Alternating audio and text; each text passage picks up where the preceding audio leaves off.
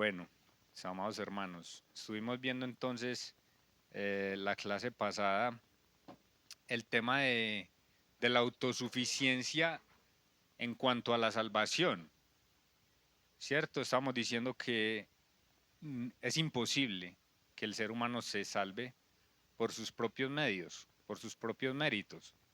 De ser así, decíamos, no hubiera sido necesario que el Señor Jesucristo viniera a morir de la forma como murió, si nosotros tuviéramos la capacidad, la habilidad de salvarnos. Hoy ya no nos vamos a enfocar tanto en el tema de la salvación, de la autosuficiencia, en el tema de la salvación, sino en cuanto a la vida cristiana. Eh, los cristianos tenemos como la manía, por decirlo de alguna manera, de que ya cuando somos creyentes, aunque somos salvos por la fe, por gracia de Dios, creemos que podemos vivir la vida cristiana en nuestras propias fuerzas, cuando no es así. En nuestras propias fuerzas tampoco lo podemos hacer. Dice aquí el módulo, después del alto, dice, el yo puedo y la vida cristiana. Si no puede contribuir en nada a su salvación, ¿qué puede contribuir a su vida cristiana? ¿Qué lugar tienen las obras y el esfuerzo personal? Aunque su salvación no depende de las obras, no hay duda de que las buenas obras son el fruto de la salvación. Efesios 2:10 dice que somos creados en Cristo Jesús para buenas obras. Lo estuvimos viendo en la clase pasada. Entonces nosotros podemos decir que hacemos buenas obras no para ser salvos, sino porque somos salvos. Esa es una buena frase que nos deberíamos memorizar. Hacemos buenas obras no para ser salvos, sino porque somos salvos. Mire lo que dice aquí, y esto creo que también responde la pregunta que hacía la hermana Elizabeth hace 8 días. Dice, la cuestión no gira alrededor de las buenas obras, sino de la fuente y de la motivación. Y ahí, eso era lo que quería el Señor Jesucristo con el joven rico. Descubrir la fuente, la motivación, desnudar, por decirlo así, al ser humano de las buenas obras, de dónde provienen, de uno mismo o de Dios trabajando en nuestra vida. ¿Qué dicen ustedes? ¿De dónde provienen las buenas obras? ¿De uno mismo o de Dios trabajando? De Dios trabajando en nuestras vidas, sin duda ninguna. Entonces, el énfasis no es tanto en las buenas obras, sino en la motivación, en la fuente, en la intención de nuestros corazones. Vea, hermanos, si nosotros nos basamos en buenas obras, los famosos hacen muchas buenas obras. Usted ve a un Leonardo DiCaprio que apoyando causas ambientalistas, que a Pamela Anderson apoyando cuestiones de animales o de ancianos y de todo esto. Y la gran mayoría de estos famosos cantantes, futbolistas y todo esto tienen fundaciones, ¿no se han dado cuenta de eso? Pero resulta que ellos también, depende del país donde vivan. Por ejemplo, en España, España es un país que Hacienda es muy estricto. Ellos se dan cuenta de toda la plata que usted recibe y eso.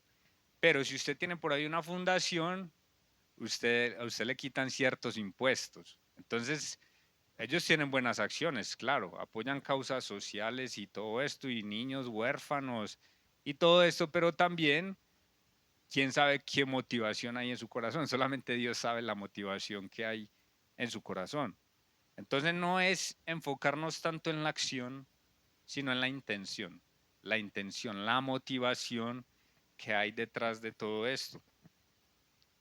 Los políticos también son otros, que ellos van y apoyan ciertos lugares y si hay una señora que se le está cayendo la casa, le mandan 2 bultos de cemento y hacen sus obras, pero sabemos que después es porque ellos quieren el voto, ¿cierto? Quieren estar en el poder. Ya cuando están en el poder se olvidan de todo, no se vuelven a ver, pero por lo menos hacen algo. por lo menos apoyan ahí de alguna manera, pero tienen una intención incorrecta. Pero quiero que miremos un ejemplo bíblico de esta cuestión de buena obra, pero con una intención totalmente equivocada. Absalón, recuerdan, el hijo de David. Primer libro de Samuel, capítulo 15. Vea la estrategia que utilizaba Absalón.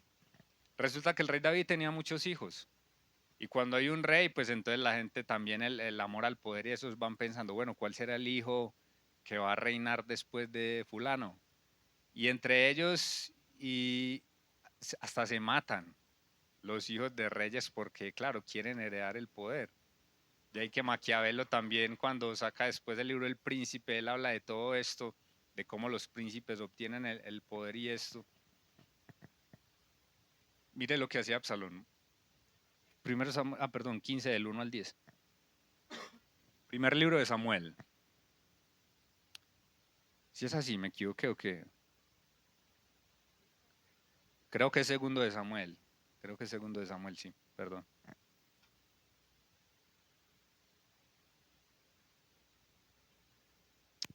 Samuel 15, 1. Aconteció después de esto que Absalón se hizo de carros y caballos. Él ya estaba empezando a maquinar la cuestión. 50 hombres que corriesen delante de él. Y se levantaba Absalón de mañana y se ponía a un lado del camino junto a la puerta. Y a cualquiera que tenía pleito y venía al rey a juicio, Absalón le llamaba y le decía, ¿de qué ciudad eres? Y él le respondía, tu siervo es de una de las tribus de Israel. Entonces Absalón le decía, mira, tus palabras son buenas y justas, mas no tienes quien te oiga de parte del rey. Está haciendo mala propaganda a su propio papá porque él quería establecerse como rey. Decía Absalón, ¿quién me pusiera por juez en la tierra? Para que viniesen a mí todos los que tienen pleito o negocio, que yo les haría justicia. Y acontecía que cuando alguno se acercaba para inclinarse a él, él extendía la mano y lo tomaba y lo besaba. Él era un príncipe en Israel, la gente le hacía reverencia y todo eso. Le decía, no, no, párese, venga, hombre, un abracito, no, venga, que yo soy uno de ustedes. La estrategia que él estaba utilizando. De esta manera hacía con todos los israelitas que venían al rey a juicio y así robaba Absalón el corazón de los de Israel. Muy buenas intenciones, uno veía un hombre así, uy, yo me imagino a todos los señores, las viejitas, ay, ese muchacho tan buen elemento, este sí me hizo justicia, yo tenía esto y él me ayudó. Pero resulta que él lo hacía era con un propósito malo, ¿cierto? Era usurpar el trono de su padre. Al cabo de 4 años aconteció que Absalón dijo al rey, yo te ruego me permitas, y bueno, ya eso lo pueden leer en la casa, pero lo que quiero resaltar es hacer buenas acciones, pero con malas intenciones. Y esto es la palabra de Dios y el Señor no lo aprueba. Podemos engañar a las personas, pero al Señor nunca lo podemos engañar. La pregunta entonces, número 4, dice, regrese a 2 Corintios capítulo 12, del 7 a 10. ¿Qué estudió en la lección anterior? ¿Ahí se detuvieron mucho o no? En la lección anterior con Jorgito. En, en ese pasaje. Bueno, al principio del capítulo Pablo tuvo una visión de lo que nadie más había visto. Pero después le fue a un aguijón en la carne, entre comillas, ¿cierto? Una espina, dice la nueva versión internacional. Había pedido a Dios en 3 ocasiones que le quitara esa prueba, pero sin resultado. ¿Cuál fue el propósito de esta prueba? ¿Quién quiere responder? Levanta la mano.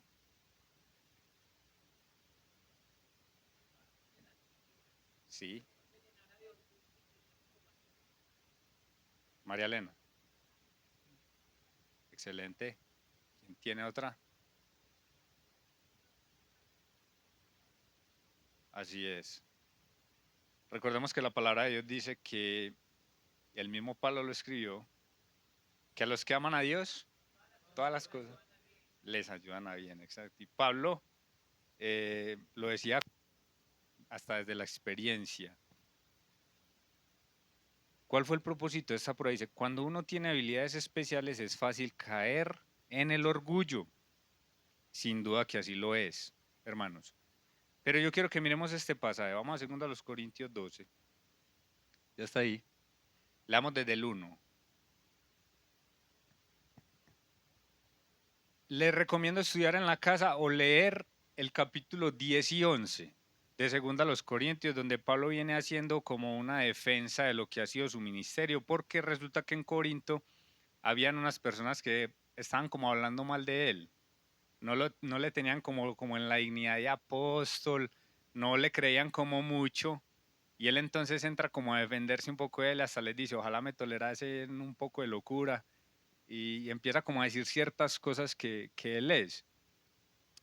Dice, ciertamente no me conviene gloriarme, pero vendré a las visiones y a las revelaciones del Señor. Conozco un hombre en Cristo que hace 14 años, si en el cuerpo no lo sé, si fuera del cuerpo no lo sé, Dios lo sabe, fue arrebatado hasta el tercer cielo. Y mire que Pablo habla del ejemplo porque él, aunque aquí está hablando de él mismo, habla como en tercera persona. Y conozco al tal hombre.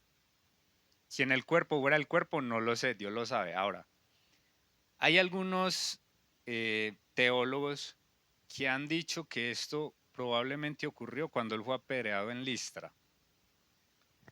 En Hechos capítulo 14, resulta que ellos están en cierto lugar, hacen una sanación, él y Bernabé creo que es, hacen una sanidad, y estas personas resulta que dicen, dioses han venido a nosotros, y a uno le decían Mercurio, a otro le decían Júpiter, y el sacerdote de Júpiter sacó toros y guirnaldas, y iban a empezar a ofrecerle sacrificio a ellos, y ellos se lanzaron entre la multitud, no, no hagan eso, nosotros somos hombres como ustedes.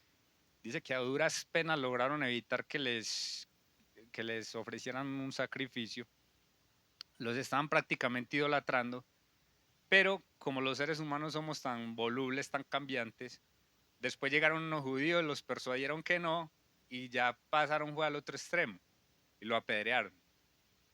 Imagínense, de casi que idolatrarlos a apedrearlos, así somos los seres humanos, ¿cierto? Y vamos a leer Hechos 14, 10, versículo 19 y el 20. Lo apedrearon. Entonces vinieron unos judíos de Antioquía y de Iconio, persuadieron a la multitud, habiendo apedreado a Pablo, le arrastraron fuera de la ciudad pensando que estaba muerto. Entonces hay teólogos, hermanos, que dicen que él ahí murió, que él realmente murió, no se sabe. Pero rodeándoles los discípulos se levantó y entró en la ciudad, y al día siguiente salió con Bernabé para Derbe. Es uno que le meten a uno lo llenan a piedras para salir al otro día. Está como difícil la cuestión. Hay personas que creen que Pablo ahí murió y que el Señor lo resucitó. Y que muy probablemente aquí fue que ocurrió esta experiencia cuando él es arrebatado al cielo. Él está en una situación que dice, yo no sé si estaba en el cuerpo o fuera del cuerpo, solamente Dios lo sabe. Entonces él va a esta experiencia y sigue hablando acerca de ella, volviendo otra vez a 2 Corintios, capítulo 7. Probablemente entonces ocurrió ahí, que fue arrebatado al paraíso. En unas partes dice paraíso, después dice tercer cielo, o sea que paraíso, tercer cielo, estamos hablando del lugar de la presencia de Dios. Y me llama la atención que él no habla de lo que vio, sino de lo que oyó. Me parece bien curioso. Donde oyó palabras inefables que no les daba al hombre expresar. Esta palabra inefable es mi palabra favorita en el español, inefable. Me gusta la sonoridad y me gusta porque significa, por su significado. ¿Quién sabe qué significa inefable? Eso, como dijo John Rafael, que no se puede expresar con palabras. Es decir, la palabra expresa algo que no se puede expresar con palabras. ¿Sí entienden ahí como la... Exacto. Sí, sí. Entonces me gusta mucho la palabra por eso, porque explica algo que no se puede explicar. Inefable. Y él oyó estas palabras. ¿Ustedes cómo le explicarían, por ejemplo, a un ciego de nacimiento el color verde? ¿Cómo hace uno para explicarle? ¿Cómo hace uno para explicarle a un ciego de nacimiento el color verde? Pero si él nunca en la vida ha visto ningún color verde. Exacto. Es algo que por más palabras que uno utilice, él no tiene puntos de referencia para eso. Eso es lo mismo que Pablo escuchó allá. Él no nos puede explicar algo porque nosotros no tenemos forma de comparar, no hay nada como con qué asimilarlo para que nosotros nos logremos imaginar eso. Así de precioso es algo el cielo. También por ahí en otra parte dice, cosas que ojo no vio ni oído yo son las que Dios tiene preparadas para nosotros. No se puede explicar, no nos pueden explicar eso a nosotros porque no tenemos como puntos de referencia. Y sigue diciendo en el versículo 6, bueno, al 5. De tal hombre me gloriaré, pero de mí mismo en nada me gloriaré, sino en mis debilidades. Sin embargo, me gusta mucho este versículo porque él dice, si quisiera gloriarme, no sería insensato, porque diría la verdad, pero lo dejo para que nadie piense de mí más de lo que en mí ve u oye de mí. Me gusta mucho porque hay cosas que nosotros los seres humanos podemos tener, ciertas habilidades, ciertas capacidades, ciertos logros que obtuvimos, qué sé yo, una maestría, eh, un doctorado, que son cosas que requieren esfuerzo, que la persona haya estudiado y haya estudiado mucho, que haya hecho una inversión, y que si la persona dice por ahí, yo tengo esta autoridad para hablar sobre este tema porque yo tengo un doctorado en tal y tal cosa, ¿eso estaría bien o estaría mal? Estaría bien porque está diciendo la verdad, es cierto, está diciendo la verdad. Ahora, si se la pasa hablando de eso y yo soy esto y esto, ahí ya hay arrogancia. Entonces Pablo dice, las cosas que me han pasado a mí, lo que yo soy. Pablo hablaba muchos idiomas. Pablo era tremendo conocedor, era un hombre muy estudiado. Si quisiera gloriarse, él no sería insensato en decir esas cosas, pero él dice, pero él no se la pasaba diciéndole a las personas, yo sé tantos idiomas, tan mucho gusto, mi nombre es Pablo, fariseo, hebreo de hebreos, en cuanto a la ley, tan, subí al tercer cielo, ya esto, el Señor me llamó, el Señor mismo me habló, no, no, no. Él no se la pasaba diciendo eso porque él dejaba que las personas lo que veían y escuchaban de él, que las personas se fueran armando su propio concepto sobre él. Y creo que es un ejemplo que debemos hacer nosotros, ¿cierto? Porque muchas veces nosotros llegar y decir, bueno, yo soy cristiano, está bien, hay que confesar a Cristo y muy bien hacerlo, pero si después nuestra actitud no va de acuerdo a un cristiano, las personas que van a decir, va este disque cristiano, va esta disque cristiana. Mientras que si nuestro actuar va en consecuencia con lo que somos, lo que somos que es ser cristianos, ya después vamos y les compartimos a Cristo, las personas van a decir, ah, usted es cristiano, con razón, usted es cristiana, ah, con razón, yo veía que eras una mujer seria, que eres un hombre respetuoso, más bonito así, de esa manera, ¿sí o no? Las personas mismas se van armando el concepto de uno mismo, eso es lo que hacía el apóstol Pablo. Eso a manera de paréntesis. Y el versículo 7, para que la grandeza de las revelaciones no me exaltase desmedidamente, me fue dado un aguijón en mi carne, un mensajero de Satanás que me abofetee. ¿Con qué propósito? Para que no me enaltezca sobremanera. Ese era el propósito de ese aguijón en la carne. ¿Cuál era el aguijón en la carne?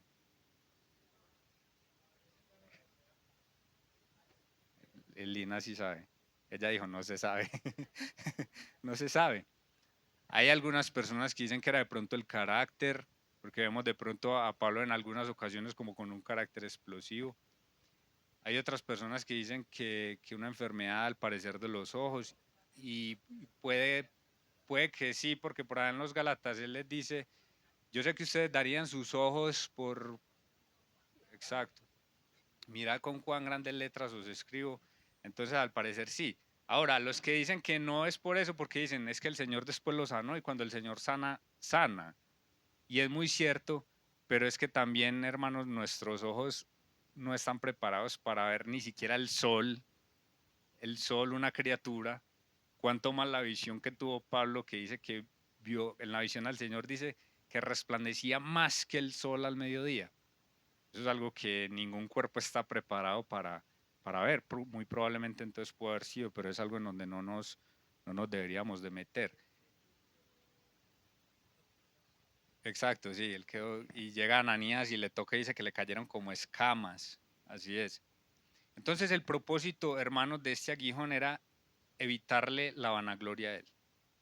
Y lo mismo hace muchas veces el Señor con nosotros. El Señor muchas veces permite en nosotros situaciones para que nosotros no caigamos en orgullo, no caigamos en arrogancia, porque la arrogancia, la vanagloria trae después la destrucción.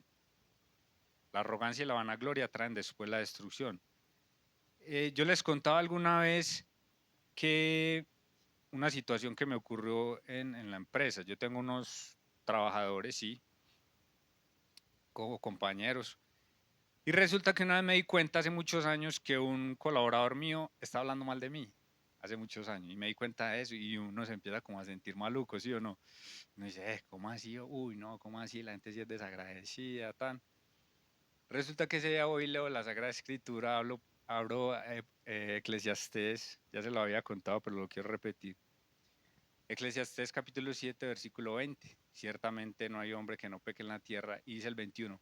Tampoco apliques tu corazón para que no oigas cuando se habla mal de ti, para que no escuches a tu siervo cuando habla mal de ti. Y después dice, porque tu corazón sabe que muchas veces tú hiciste lo mismo. Hermanos, ese día el Señor me humilló. Y el Señor muchas veces lo humilla a uno para evitar la destrucción. Porque tu corazón sabe que tú también dices mal de otros muchas veces, muchas veces. Y el Señor lo humilla a uno de esa manera. Y yo, uy, Señor. Y ese día les decía, casi que suelto la Biblia. Porque yo decía, uy, este libro me está leyendo a mí. Este libro yo no lo leo, me lee a mí. Y el Señor muchas veces lo humilla a uno y muchas veces me ha humillado. Pero lo lindo es del Señor que Él lo humilla a uno de una forma privada, ¿cierto? A uno no lo hace en público delante de todos y lo hace con un propósito, ¿cierto? Y es que uno no se enaltezca. Y es algo bien, bien hermoso lo que hace. Salmo 119, versículo 71. Así. También cuando es necesario, sí. 71, sí. Bueno me es haber sido humillado. ¿Para qué? Para que aprenda tus estatutos. Bueno me es haber sido humillado para que aprendas tus estatutos. No lo vamos a mirar, pero recuerdan cuando, creo que es el rey Ocosías, en el segundo libro de Reyes, capítulo 1, el rey Ocosías hace algo muy malo delante del Señor, y es que él se enferma. Y dice que él mandó a unos siervos a consultar a Baal-Zebub, a un dios de los filisteos. Y al Señor le dio una rabia, hermanos, que este hombre, rey de Israel, fuera a consultar a un dios de otra nación, un dios pagano. Entonces él manda a Elías a que les haga el encuentro a los colaboradores del rey y les dice, ¿acaso no hay Dios en Israel que estás mandando a consultar al Dios de Ecrón? Tremendo. Resulta y le dice, por haber hecho eso de la enfermedad en la que estás, no te levantarás, no vas a morir, no te levantarás de la cama en la que estás. Resulta que los siervos se devuelven a Andiocos y ya le dicen, él le dice, ¿por qué llegaron tan rápido? Él les dice, me salió al encuentro un profeta de Dios y me dijo que usted no se va a levantar de la cama y que por qué está mandando a consultar a un Dios ajeno. Pregúntele, dice, ¿cómo era el que les dijo? Ah, estaba vestido de piel de esto. Ah, bueno, es Elías, se dio cuenta que era Elías. Mandó a un capitán con 50 a que mandaran a llamar a Elías. Y va el capitán y le dice a Elías, el rey te llama, hombre de Dios, hombre de Dios, el rey te llama. Entonces le dice, si soy hombre de Dios, descienda fuego del cielo y te consuma con sus 50. Al ver que no llegaba el rey, pues mandó a otro capitán con sus 50. Hombre de Dios, el rey te llama. Si soy hombre de Dios, descienda fuego del cielo y te consuma con sus 50. Ustedes se imaginan usted ser el tercero que el rey los mande allá. Usted ser el tercero que el rey mande allá sabiendo ya lo que había pasado. Ay, hermanos. iríamos como va el tercero que fue. Para que lo lean en su casa, dice la Biblia que él llegó arrodillado. Llegaron arrodillados diciéndole, por favor, tenga compasión de mí. Y estos 50, yo me imagino que todos en el camino, ay, ¿qué vamos a hacer? Llegaron humillados a donde él, y ahí sí el Señor le dijo, vaya con ellos y explíquele al rey. Tremendo, hermanos, la humillación nos evita la destrucción. La humillación evita la destrucción.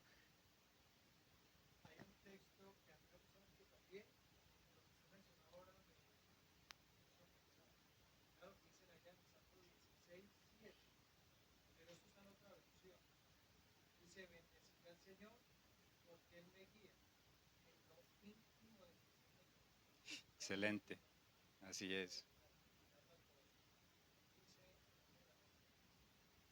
Así es, sí. Ese Salmo 16 es precioso.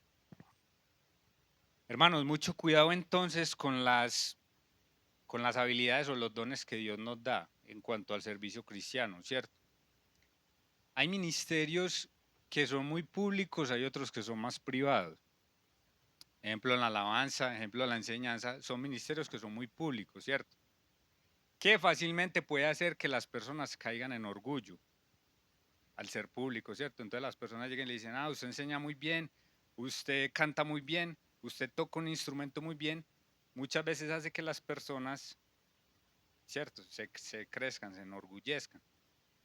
Pero también, hermanos, en cositas que son privadas y también puede haber orgullo ahí. Por ejemplo, hacer aseo aquí, muy poquitas personas, las personas que lo hacen, puede haber orgullo en el que diga, yo limpié más sillas que fulano. Yo soy el que más limpio sillas, yo soy el que más temprano llega. Y son cositas que nadie se da cuenta, pero ahí están en el corazón, ¿sí o qué? Entonces aquí dice, hermanos, cuando uno tiene habilidades especiales es fácil caer en el orgullo. Míreme a mí, yo soy más que el otro, yo sé más que fulano, yo limpio más trastes que Perana, yo hago el café más rico. Y así por el estilo, hermanos, puede haber orgullo en nuestro corazón. Yo soy el que más madrugo, yo soy el que más tarde me voy. Y así puede haber orgullo en nuestro corazón. Así de peligroso es el orgullo. En cosas tan elementales y en todas partes hay orgullo en nuestro corazón. El propósito.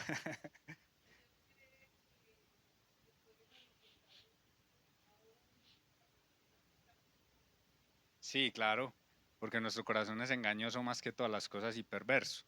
De ahí que necesitamos que el Señor nos corrija y de ahí que debamos imitar al rey David cuando le dice al Señor, examíname, examíname, porque muchas veces uno lo hace y uno cree que está bien. Y puede que lo haya hecho y lo ha hecho y cree que está bien. Líbrame de los pecados que me son ocultos, así es.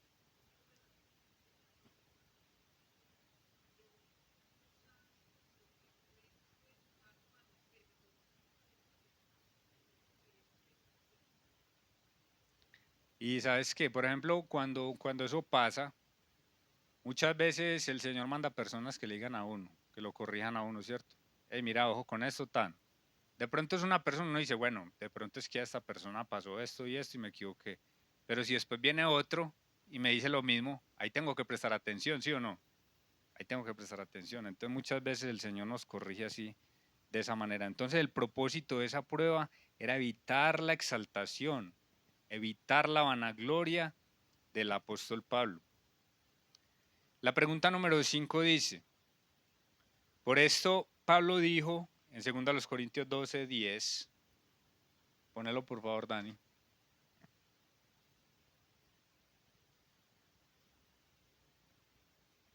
Por lo cual, por amor a Cristo me gozo en las debilidades, en afrentas, en necesidades, en persecuciones, en angustias, porque cuando soy débil, entonces soy fuerte. Tremendo, el apóstol Pablo lo entendió completamente, sea cual sea el aguijón que él tenía, él logró entender el motivo por el cual Dios 3 veces le dijo, no, bástate mi gracia. Muchas veces oramos y el Señor prometió responder nuestras oraciones, pero no sabemos cómo, ¿cierto? El no también es una respuesta. El espere también es una respuesta. Cuando él dijo yo voy a responder sus oraciones, no quiso yo a todo les voy a decir que sí. No, así no es. Hermanos, reconocer nuestras debilidades nos ayuda a depender siempre de Él. Dijo entonces ahí Pablo, cuando soy, entonces soy. La debilidad es una manera efectiva, muy efectiva, la más efectiva, de recordarle sus limitaciones, refrenando así el orgullo. Vea, hermanos, cuando nosotros reconocemos esas debilidades es que dependemos de Él. ¿Recuerdan hace poco que estuvimos viendo la vida de Moisés, el llamamiento de Moisés? Cómo él al principio creyó, dice en Hechos, que él pensaba que por mano suya era que iba a liberar al pueblo. Él creía que podía en sus capacidades hacerlo, liberar al pueblo de Israel de allá de la esclavitud. Luego tiene que pasar 40 años en el desierto y ya después cuando el Señor lo llama, ya lo vemos débil él diciendo, no Señor, yo no soy capaz, yo soy tartamudo y esto y alegue y diciéndole que no hasta que el Señor se enoja y le dice, vaya pues con su hermano Aarón. En la debilidad es que el Señor lo utilizó. Gedeón era un hombre cobarde, era un hombre cobarde porque él estaba por ahí escondido de los madianitas y se le aparece el Señor y le dice, varón esforzado y valiente. Y él bien cobarde por ahí escondido, el Señor le dice valiente. Pero qué bonito que el Señor lo miraba ya sabiendo lo que él después iba a hacer. Y con 300 hombres nada más liberó a Israel de estos madianitas para evitarles a ellos la vanagloria y para llevarse él toda la gloria. Jeremías 1, del 5 al 8. Jeremías también reconocía su debilidad y por eso fue que Dios lo utilizó. Antes que te formas en el vientre te conocí. Antes que nacieses te santifiqué, te di por profeta a las naciones. Y yo dije, Señor Jehová, he aquí no sé hablar porque soy niño. Él reconocía su debilidad. Y me dijo Jehová, no digas soy un niño, porque a todo lo que te envíe irás tú y dirás todo lo que te mande. Y mira el versículo 8. No temas delante de ellos, porque contigo estoy para librarte, dice Jehová. El Señor le dice, es que yo soy el que voy con usted. No, no es la debilidad suya, no. Yo lo estoy mandando, yo lo capacito, vamos. Él reconocía su debilidad. Y me gusta mucho, muchas veces la debilidad, hermanos, no es solamente como temor, así como Gedeón y como Jeremías, sino que la debilidad también se puede manifestar en enojo o en indignación. Personas que van en la calle, medio se chocan, el uno le salió adelante y esos salen y se paran y todos y son alegando y eso no es fortaleza, eso es debilidad, eso es debilidad, debilidad de carácter. Mire Ezequiel capítulo 3, desde el versículo 8 hasta el 15, el llamamiento de Ezequiel. Ezequiel tenía esta debilidad. El Señor lo llama pues y le dice que él lo va a mandar a un pueblo que es duro, que es un pueblo rebelde. Pero él le dice, aquí yo he hecho tu rostro fuerte contra los rostros de ellos, tu frente fuerte contra sus frentes. Como diamante más fuerte que pedernal he hecho tu frente, no los temas ni tengas miedo delante de ellos porque son casa rebelde. Y me dijo, hijo de hombre, toma en tu corazón todas mis palabras que yo te hablaré y oye con tus oídos. Y ve y entra a los cautivos, a los hijos de tu pueblo, y háblales y diles, así ha dicho Jehová el Señor, escuchen o dejen de escuchar. Y me levantó el espíritu, y oí detrás de mí una voz de gran estruendo que decía, bendita sea la gloria de Jehová desde su lugar. Vayan imaginando toda esta escena, porque uno a veces pasa como de largo y es una escena que causa terror. Hoy también el sonido de las alas de los seres vivientes que se juntaban la una con la otra y el sonido de las ruedas delante de ellos y sonido de gran estruendo. Cuando hay un gran estruendo a uno le da susto, ¿sí o no? Todo el mundo se asusta, todo el mundo se altera. Me levantó pues el espíritu y me tomó y fui en amargura. Mire la actitud de él. en la indignación de mi espíritu, pero la mano de Jehová era fuerte sobre mí. Es decir, Ezequiel quería ir, él no quería y él hasta estaba enojado por esto. Y vine a los cautivos en Tel Aviv que moraban junto al río Quebar y me senté en donde ellos estaban sentados y allí permanecí 7 días atónito entre ellos. ¿Ustedes se imaginan esta visión que él tuvo, todo este sonido que él se quedó 7 días así ensimismado, no sabía ni lo que estaba pasando? Y es en esa debilidad cuando el Señor los llama a que hagan su obra, hermanos. ¿Por qué? Porque el Señor nos recuerda nuestras limitaciones para que nosotros dependamos totalmente de Él. La vida cristiana entonces, hermanos, es depender de Él totalmente, totalmente, no en nuestras fuerzas. En nuestras fuerzas no podemos lograr absolutamente nada. Pregunta número 6 dice, lea Gálatas 2 del 20 al 21. Esto lo podemos decir en unanimidad. Al ser crucificado con Cristo, ya no vivo yo, mas vive Cristo en mí. Ahora vivo por la fe en el Hijo de Dios. Con Cristo estoy juntamente crucificado, y ya no vivo yo, mas vive Cristo en mí.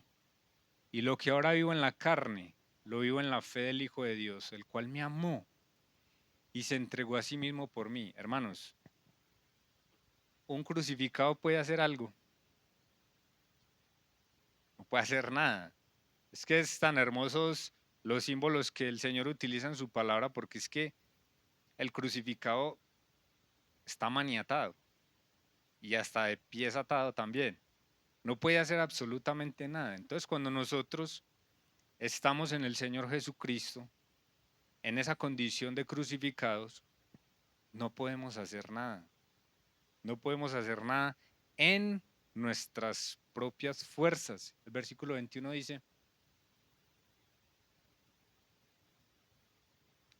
no desecho la gracia de Dios, pues si por la ley fuese la justicia, entonces por demás murió Cristo. Es una mentira entonces decir soy capaz, hermanos.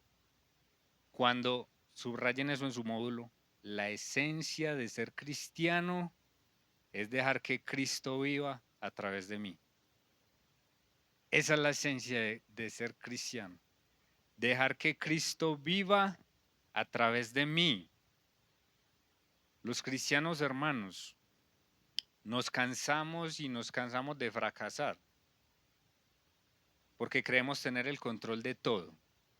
Muchas veces queremos tener el control de todo, creemos tener el control de todo cuando el mandamiento es claro y nosotros debemos es morir. Niéguese a sí mismo, tome su cruz y sígame cada día, así es. Cuando nosotros morimos, hermanos, a nosotros mismos, el Espíritu Santo de una forma natural reproduce a Cristo en nosotros. Cuando nosotros morimos a nosotros mismos, el Espíritu Santo reproduce a Cristo en nosotros. Efesios capítulo 3, 14 hasta el 17.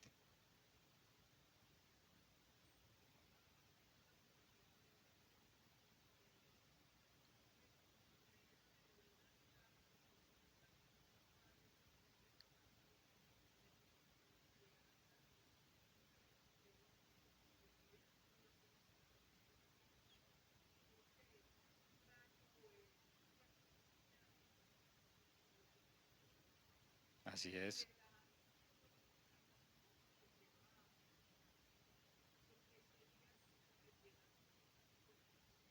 Ujú,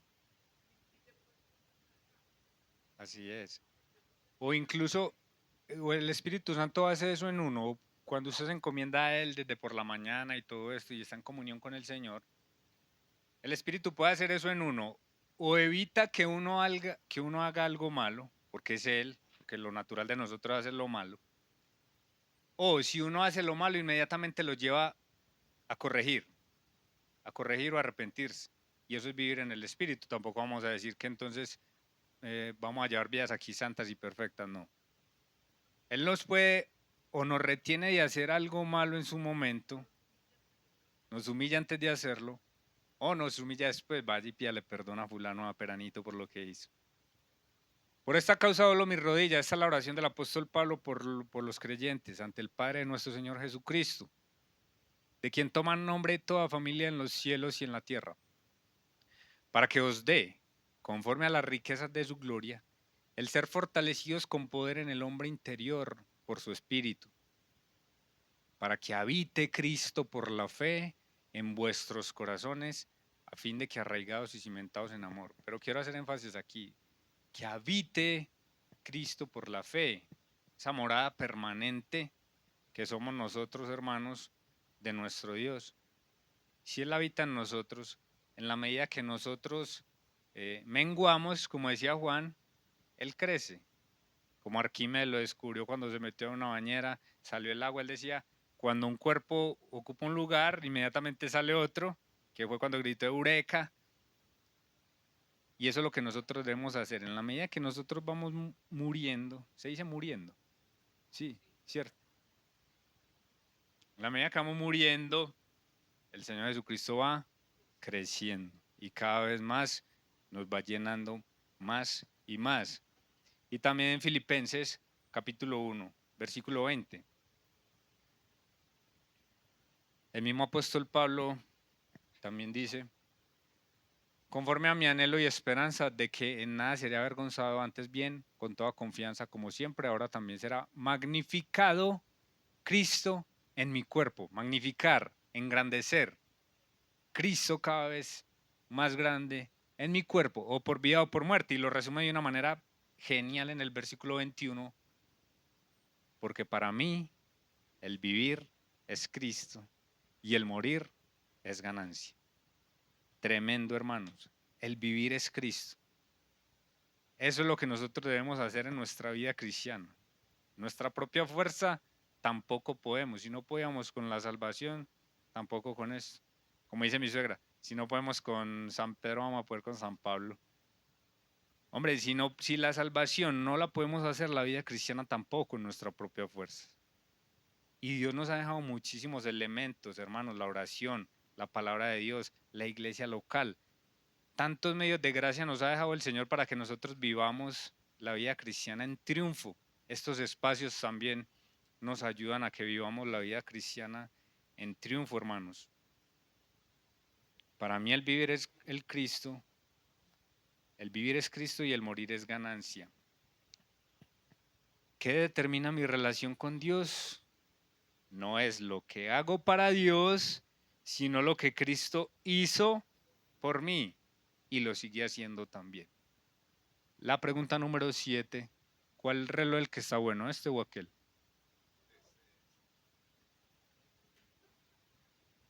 Sí, un poquitico. Que me dieron que hasta faltando 5. Bueno, tenemos 6 minutos. Vamos a la pregunta 7.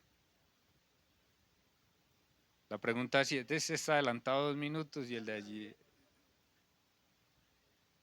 En Juan 15, pregunta número 7, Cristo dijo que Él es la vid y nosotros las ramas, o pámpanos en Reina Valera.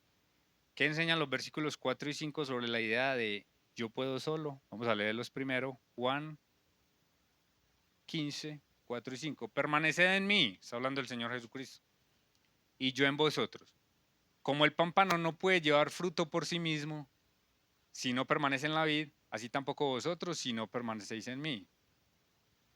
Yo soy la vid, vosotros los pámpanos, el que permanece en mí y yo en él, este lleva mucho fruto, porque separados de mí, nada podéis hacer. ¿Qué enseñan estos versículos sobre la idea del yo puedo solo? ¿Cómo? Oscar.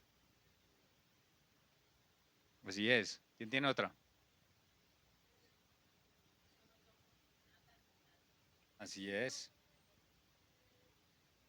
Así es. Sencillamente, hermanos, sin Cristo no podemos. Sin Cristo no podemos.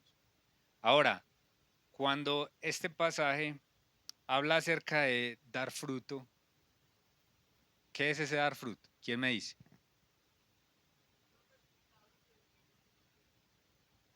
Excelente, excelente respuesta. Porque hay muchas personas que creen que aquí está hablando como de obras o de servicio que nosotros podamos hacer para el Señor. Aquí no está hablando en ningún momento de obras o de servicios. Checho.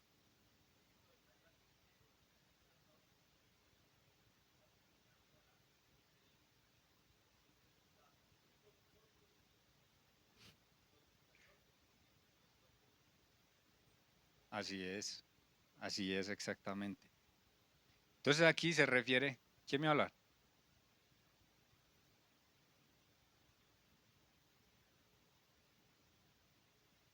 Exacto, sí. Pero ya después, esos frutos vienen después. Como decía también Santiago, lo que mencionábamos hace 8 días, usted dice que es creyente, justifique lo que está diciendo, demuéstrelo, demuéstrelo, así es. ¿Qué significa permanecer en Cristo? Lina,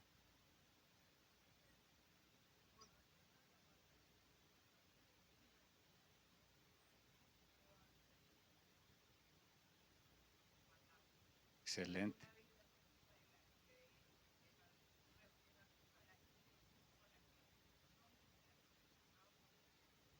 Amén. Tiene letra pequeñita porque le cupo mucho ahí. No, excelente, sí.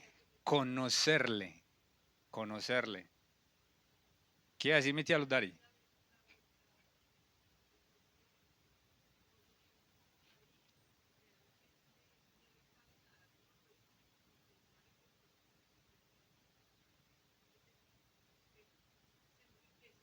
Sí, claro. Está bien. Tía Ludari. Excelente, excelente. Ella mencionaba conocerle, ella menciona intimidad. Podemos resumir ahí con esas dos. Conocerle íntimamente. Conocerle a Él, hermanos, gozar de íntima comunión con Él. Eso es permanecer en Cristo. Eso es permanecer en Cristo. Las relaciones, hermanos, a menudo se comparan como cuidar un jardín. Y es una comparación muy bonita. Las relaciones. Un jardín, una planta necesita cuidado, ¿cierto? Necesita abonar el terreno, necesita estar regando constantemente, que si salió una malecita por ahí a los laditos, que podarla. La Biblia habla mucho de podar. Les voy a mencionar a los que toman nota dos versículos para que los lean en la casa. Y el Levítico 25 del 1 al 3, donde se habla acerca de esa poda para que dé más fruto. Levítico 25 del 1 al 3. Se habla pues como de podar la viña y eso con el propósito de que diera más fruto. ¿Qué es podar? Quitar ramitas que por ahí estén malas, ¿cierto? Pulir, qué linda esa palabra pulir, porque es algo que el Señor hace en nosotros en la medida que nosotros gozamos de comunión y de intimidad con Él. Él nos va quitando cositas que por ahí tienen que ser quitadas, ¿cierto? Y Él va... Ah, sí, también, excelente. Podar. Y también habla en Isaías 5 del 1 al 6, también se menciona el tema de podar. Podar con el propósito de obtener después más fruto. Isaías 5 del 1 al 6. Entonces, hermanos, más que obras que podamos hacer o servicio a realizar, este pasaje de Juan 15 se refiere al fruto del Espíritu Santo, como decía nuestra hermana ahora, allá en Galatas 5:22, ¿cierto? Fruto del Espíritu es amor, gozo, paz, paciencia, benignidad, bondad, fe, mansedumbre, templanza. Se refiere a la comunión con Dios, a la relación nuestra con Cristo, a la intimidad que nosotros tengamos con Él. En la medida que nosotros gocemos de intimidad con Él, hermanos, la vida cristiana fluye, sencillamente fluye. Da fruto de la misma manera que es natural a un árbol de frutas dar frutas.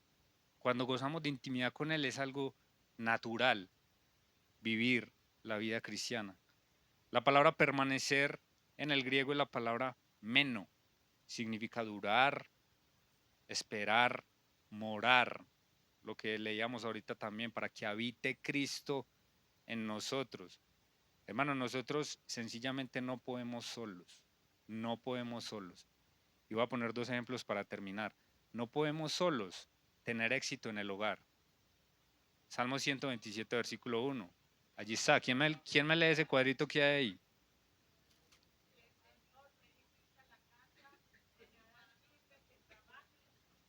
Así es de sencillo. Si el Señor no está, hermanos, todo fracasa. Y nos hemos cansado de ver, por ejemplo, noticias de famosos que llevan tantos años con fulanito, con peranita y esto. Hermanos, y al tiempo sale, se separó fulanito de peranita. Hermanos, si el Señor no edifica la casa, en vano trabajan los que la edifican. Y la iglesia también, la iglesia no podemos hacer en nuestras propias fuerzas. Segunda a los Corintios capítulo 3, del 1 al 6.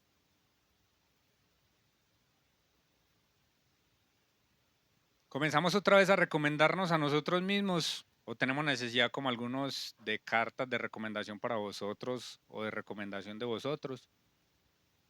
Nuestras cartas sois vosotros, escritas en nuestros corazones, conocidas y leídas por todos los hombres. Pablo anunciando su ministerio, porque él en la segunda epístola a los Corintios habla mucho de eso, dice, no tengo cartas de recomendación de nada, no tengo de pronto el cartón de licenciado en teología del seminario de Dallas, pero él dice, las cartas mías son ustedes, los que han hecho esto.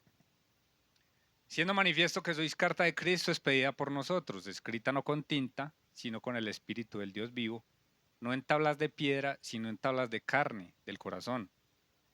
Y tal confianza tenemos mediante Cristo para con Dios. No que seamos competentes por nosotros mismos para pensar algo como de nosotros mismos, sino que nuestra competencia proviene de Dios. Si usted quiere ver una iglesia que está creciendo, que cada vez más se está afirmando, que hay resultados, ahí no hay mérito humano. Esa competencia viene de Dios. Él es el que nos hace competentes, porque nosotros somos incompetentes. Y el versículo 6, el cual asimismo nos hizo ministros competentes de un nuevo pacto, no de la letra, sino del Espíritu. Es el Señor el que prepara hombres y mujeres y los levanta en la iglesia, y de esa manera es que hay éxito en una iglesia. Dependemos de Dios, hermanos, absolutamente, tanto para la salvación como para nuestra vida cristiana exitosa. Amén.